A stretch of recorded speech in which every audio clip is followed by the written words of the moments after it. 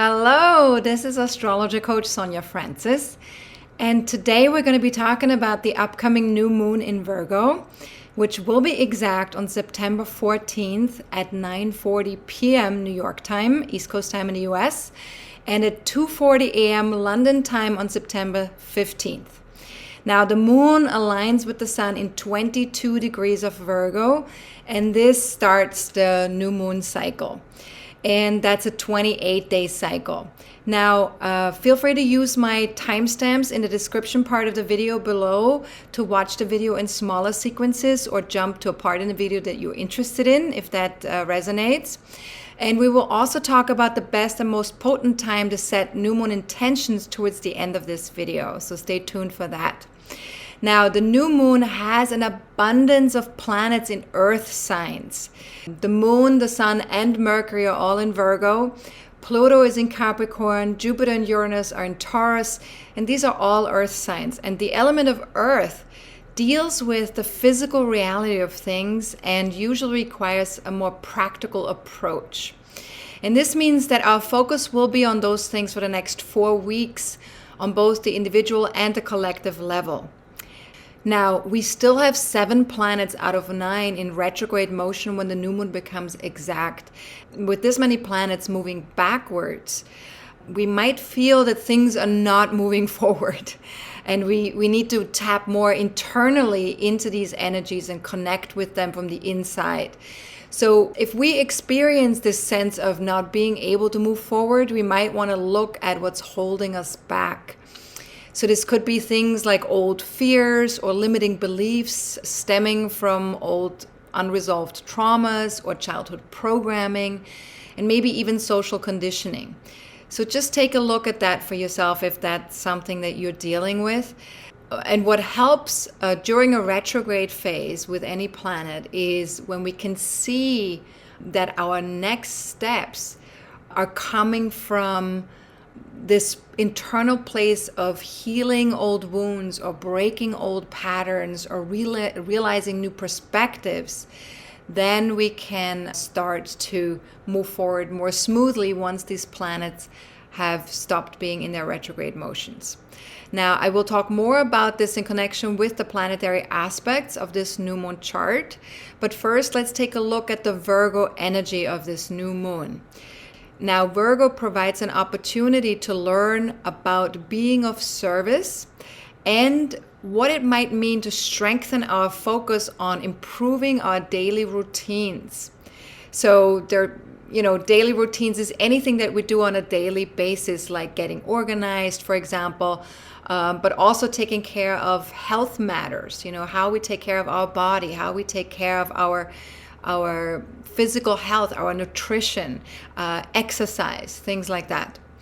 Now, feel free to read my New Moon in Virgo article for more about the Virgo energy. This is available to all my members, and right now you can get a first month of my universal membership for free. So feel free to take advantage of that on my website at astrologercoach.com. But now let's take a look at some of the aspects of this new moon chart. All planetary aspects usually call for integration of the energies involved. And so it doesn't matter what kind of aspect that is, it just operates maybe slightly differently. Now, the tighter an aspect, the closer planets are together in terms of their degrees, the stronger the message of this aspect. Now, Uranus in Taurus makes the closest aspect to the new moon in this new moon chart. And this invites us to break out of old ruts and old mindsets. And we can ask ourselves here is how might new, fresh, and practical ideas create progress in my daily routines, in my daily work routines or my daily health routines? And where might I find something unexpected that changes my relationship to health and well-being? Now, as the higher octave of Mercury, Uranus represents our capacity to look at things differently, just have a different approach, a different angle at how we look at this.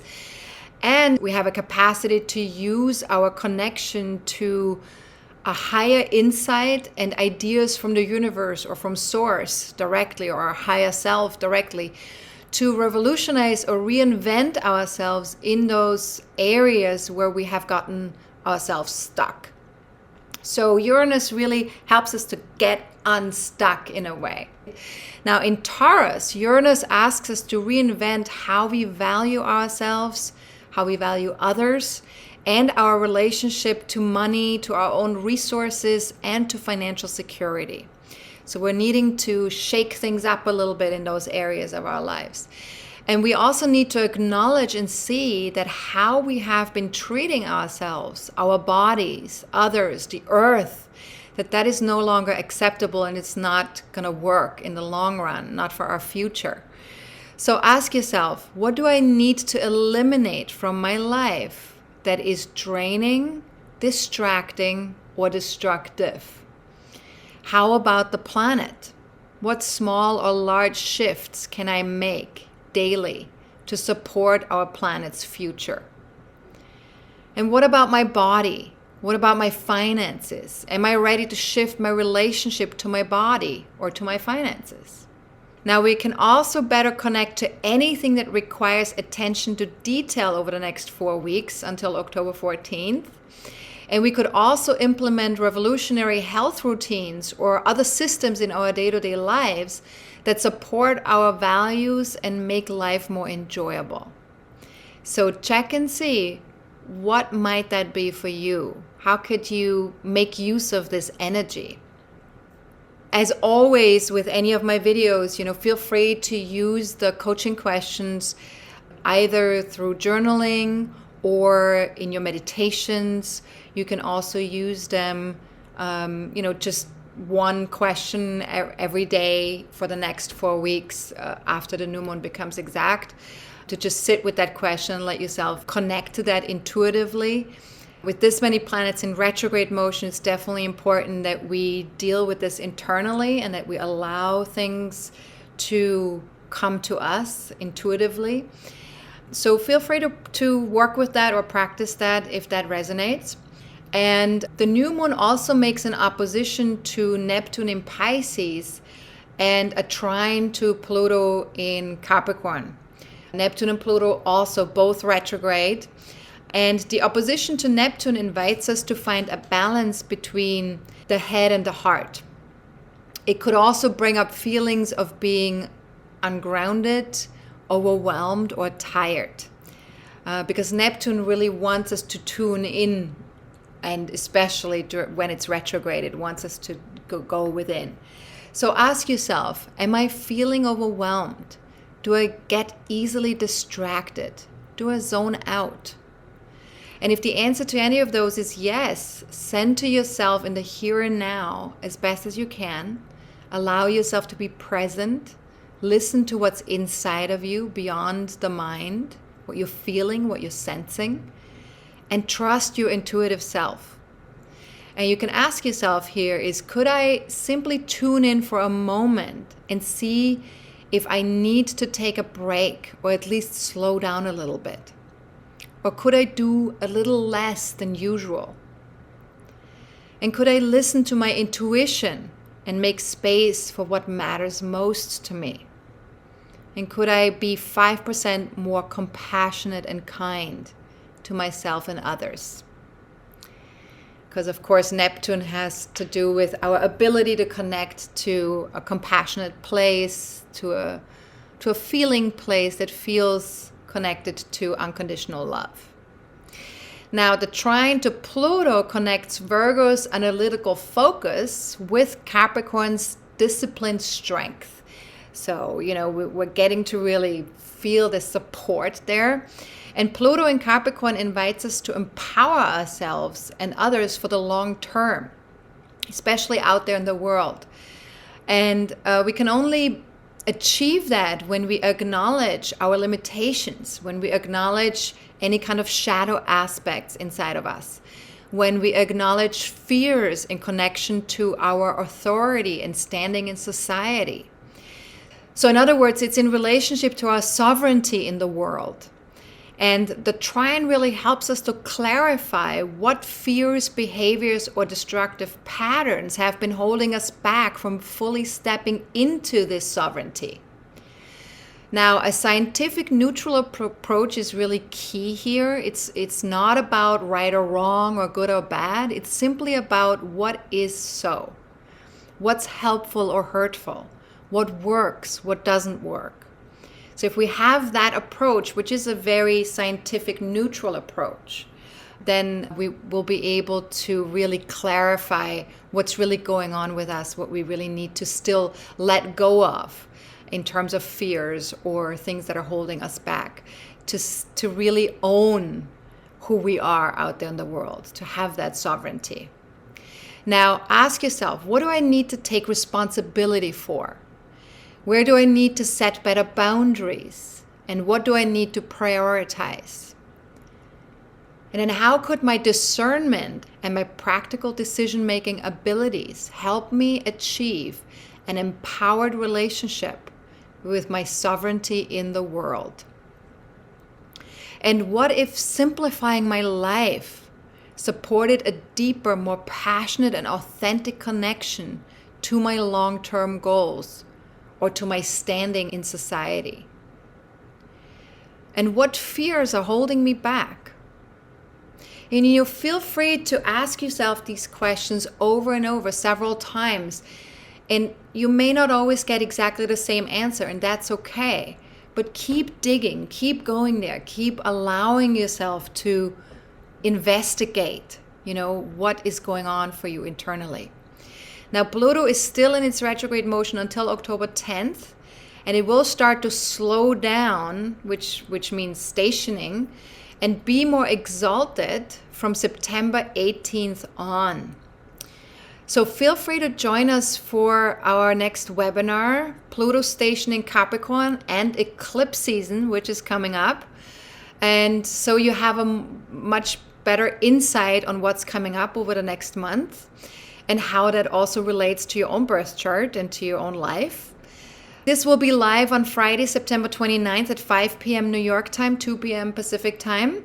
And there will be an early bird pricing that is available until September 27th. So feel free to take advantage of that if you're not yet a star member of my online community. All right, now, Mercury, which is the ruler of Virgo, of course, is a very important part of this new moon chart. And it's also still retrograde in Virgo.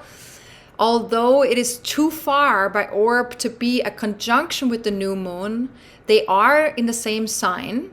And this brings more attention to how our thinking and investigating of what works and what doesn't work for us can bring us better health, happiness, and wholeness. Virgo is very much about wholeness, how we approach the whole system, not just parts of ourselves, but all of us. And so ask yourself, what could I focus on over the next 28 days that would support my overall health and happiness? And what might a mindful practice do for me over the next 4 weeks?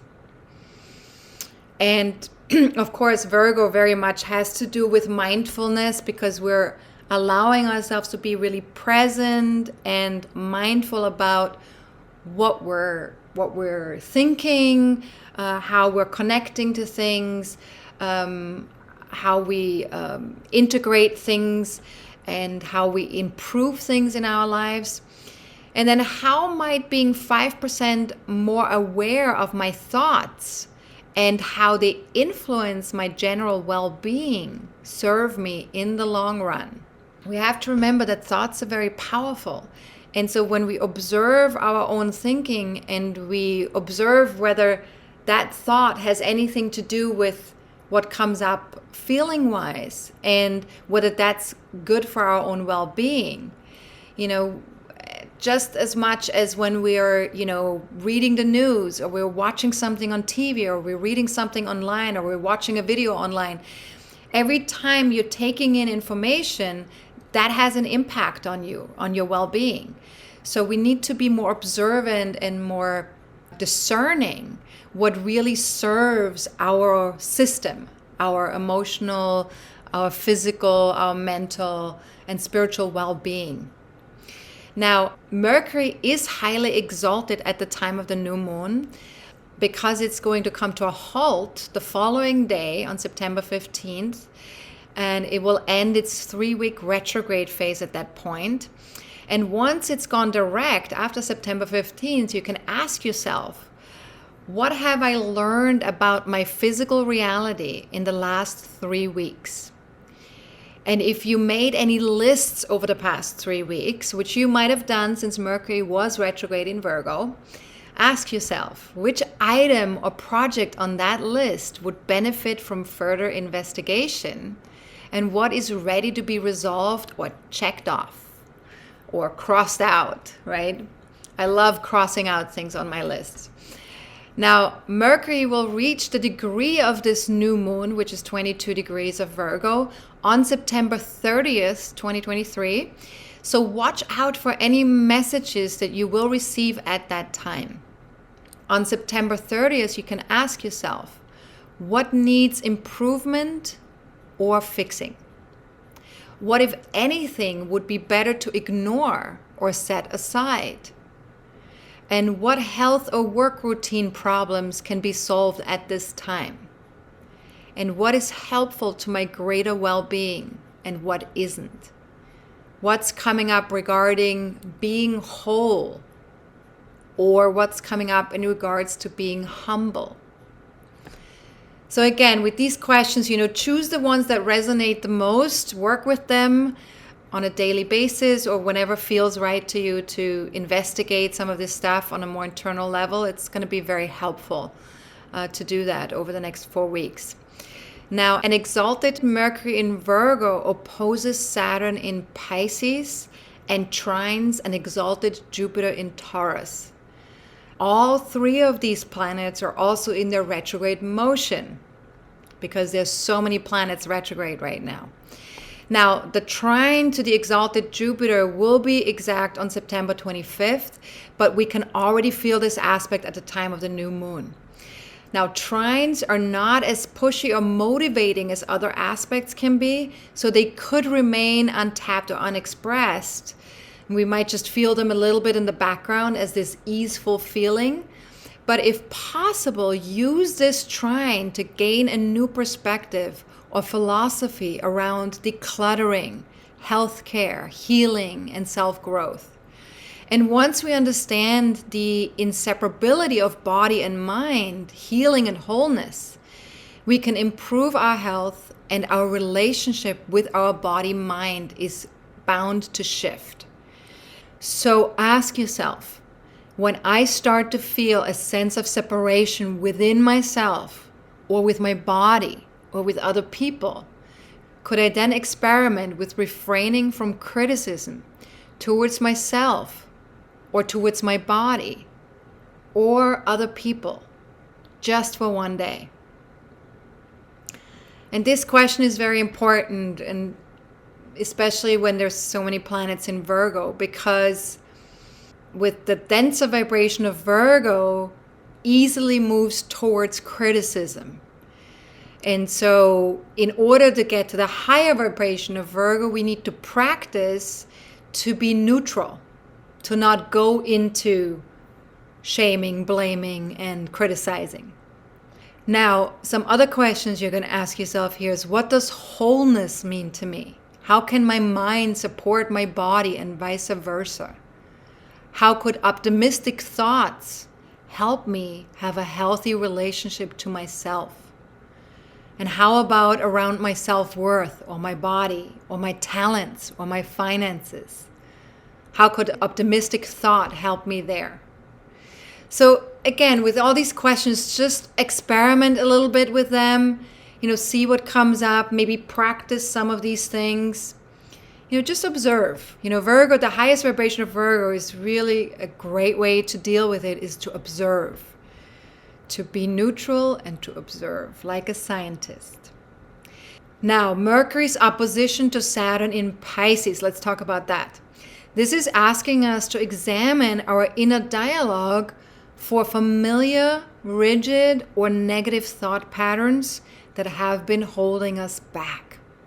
So ask yourself, what if the voice in my head that narrates and comments on everything was just an aspect of who I am, or even just something I'm aware of, and not the totality of who I am.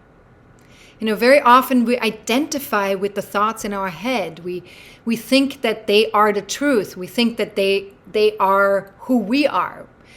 But just consider, what if you are so much more than that, than the narrative, that the narrator in your head, than the comments that constantly come up, than the stream of consciousness that moves through. And then also ask, if I'm more than just that voice, what else am I? In other words, what is beyond thinking or narrating? That's a very powerful question to ask. What is beyond thinking or narrating? Now, this opposition also asks us to slow down a notch, especially when it comes to communication and learning or processing information. We may want to move fast, but that is not very beneficial at this time, and it will not lead to long-term fulfillment. So we really need to take it one step at a time. Ask yourself, what do I notice when I direct my attention to this now moment? Connecting with my direct experience of life right here, right now. And what's truly important and necessary right now. And what might I notice if I took 5% more responsibility for how my choice of words lands, whether that's internally or externally. So in other words, with my own inner dialogue or with other people out there in the world, in my communications with other people. Now, to sum it all up, the message of this new moon is loud and clear. It spotlights how less can be more.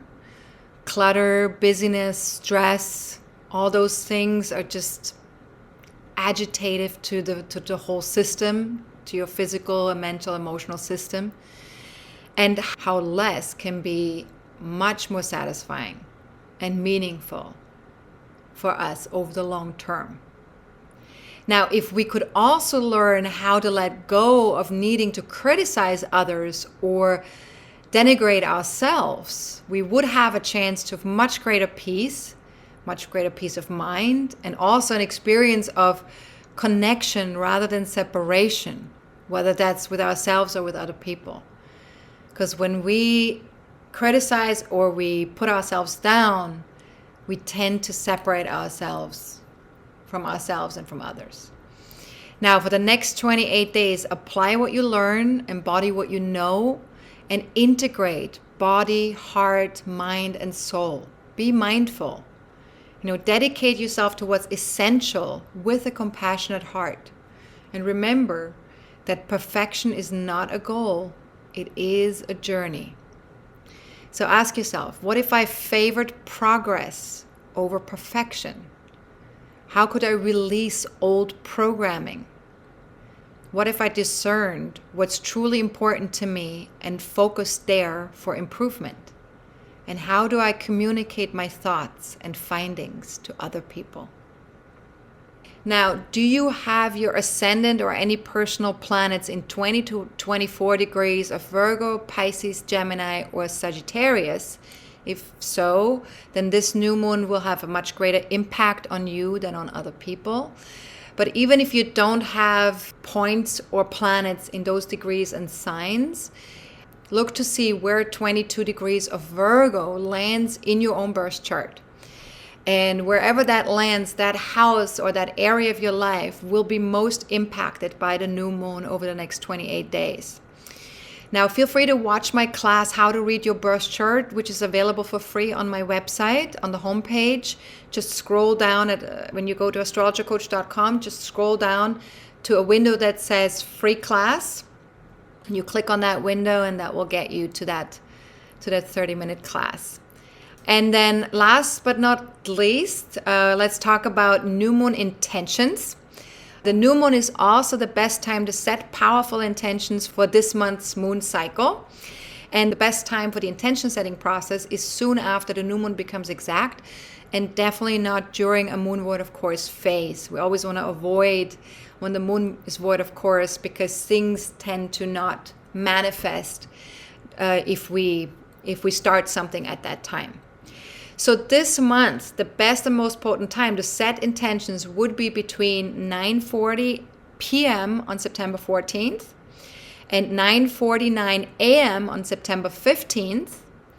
Then there's going to be a moon void, of course. And then again, you can set intentions from 1:44 p.m. on September 15th until 9:40 p.m. on September 16th. And all of this is New York time, US East Coast time.